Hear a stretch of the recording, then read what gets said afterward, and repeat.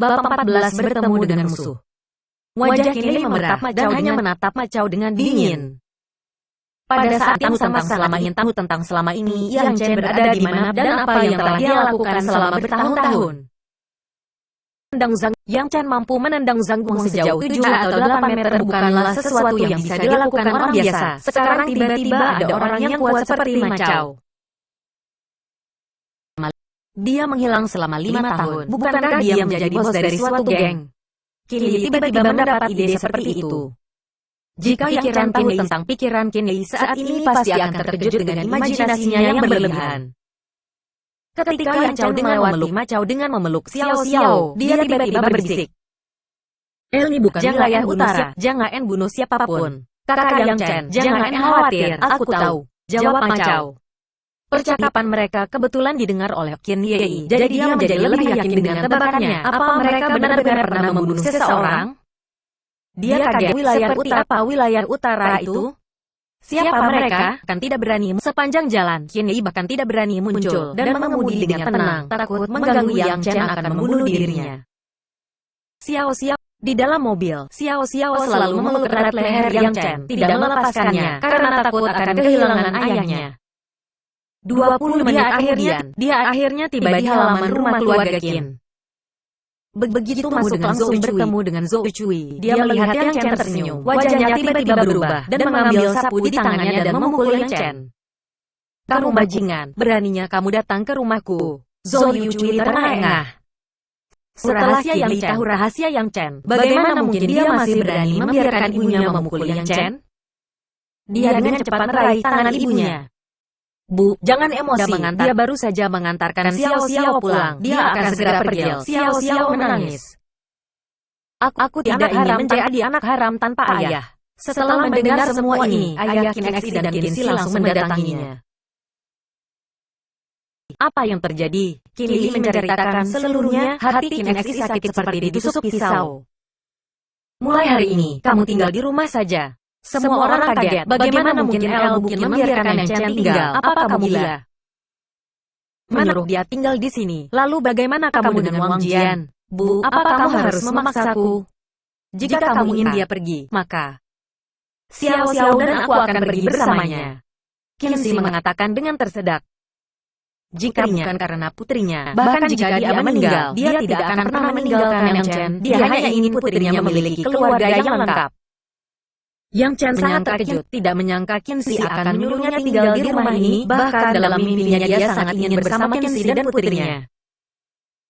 Bujuk Bu, Qin Li juga membujuk Bu, anggap saja semuanya demi Xiao Xiao, biarkan dia tinggal di sini dulu.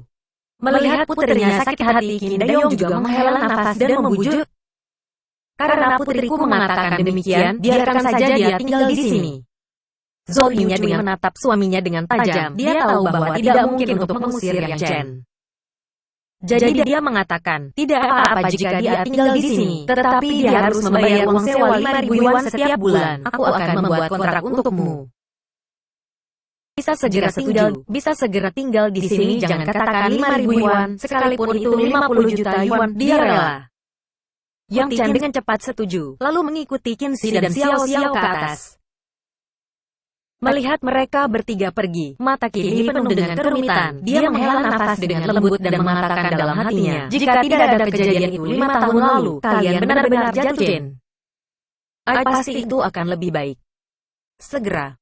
Dari kamar Qin Si, ada suara ceria Xiao Xiao. Zhou Cui tampak kesal. Eli semua sekelompok orang menyebalkan status Bu. Aku tidak menyebalkan. Kalau aku sudah menikah dengan keluarga Su, siapa yang berani meremehkan kita?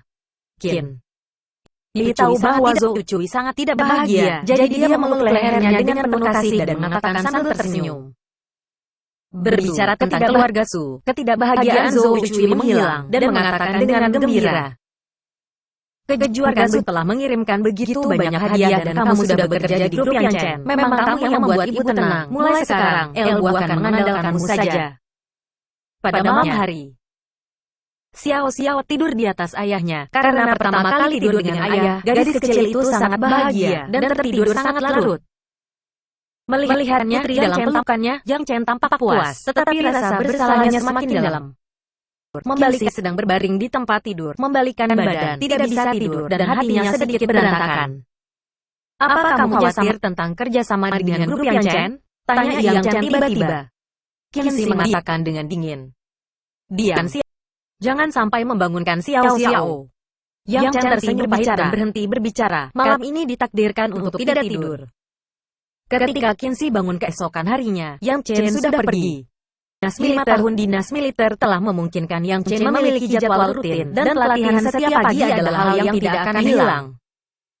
Xiao Xiao baru saja membuka matanya langsung melihat bahwa ayahnya telah menghilang dan mulai menangis lagi. Qinzi tidak bisa menenangkannya sampai Yang Chen kembali. Xiao Xiao berhenti menangis dan langsung bergantung di tubuh ayahnya, lalu terdiam. Saat sudah mau unjuk Xiao Xiao untuk ke taman kanak-kanak, sudah setengah jam terlambat. Di lantai atas grup Sanhe, ruang rapat penuh dengan orang. Karena hari ini adalah hari di mana keluarga Zhang di Jiangzhou dan keluarga Qin menandatangani kontrak. Keluarga Zhang adalah keluarga kelas 2 di Jiangzhou, tahun lalu hampir menjadi keluarga kelas 1, dan aset keluarganya jauh dari aset keluarga Qin. Qin Fei hebat. Dia bisa memenangkan kerjasama dengan keluarga Zhang. Qin Fei bahkan sudah membuka hubungan dengan grup Yang Chen. Saat Qinzi gagal, Qin Fei akan keluar dan membicarakan kerjasama. Masalah ini sangat mudah baginya. Tahukah kalian?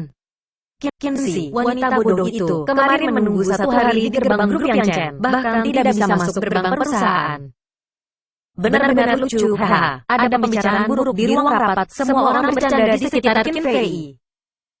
Masih ada 2 hari tersisa. Selama kerjasama tidak tercapai, Qinzi harus keluar dari keluarga Qin. Saat itu, aku akan membawa kalian melihat pertunjukannya hebat, kata Qin Fei dengan puas. Untuk pertama kalinya aku ingin waktu berlalu lebih cepat. Seseorang mengatakan sambil tertawa. Pada saat ini, ada suara langkah kaki di koridor luar dan suara itu segera berhenti. Tuan Besar Qin membawa seorang pria parubaya ke ruang rapat sambil berbicara dan tertawa. Izinkan aku memperkenalkan kepada kalian, ini adalah pewaris keluarga Zhang berikutnya. Presiden Zhang, hari ini dia mewakili keluarga Zhang untuk menandatangani perjanjian kerjasama dengan keluarga Qin. Selamat datang. Tuan Besar memperkenalkan. Setelah beberapa pujian, kedua belah pihak memasuki proses penandatanganan kesepakatan. Tetapi pada saat ini, Qinzi dan Yang Chen bergegas ke perusahaan. Maaf, kakek, aku menunda waktu kalian. Aku barusan mengantarkan Xiao Xiao ke taman kanak-kanak bersama Yang Chen. Qinzi memasuki ruang rapat dan meminta maaf. Presiden Zhang yang baru saja akan menandatangani ketika mendengar kata-kata itu tanpa sadar dia mengangkat kepalanya dan melihat Fang Chen sekilas. Kamu, Presiden Zhang membanting pena di atas meja. Yang Chen memperhatikan bahwa orang ini sebenarnya adalah Zhang Guang yang ditendang olehnya di taman kanak-kanak kemarin. Bersambung.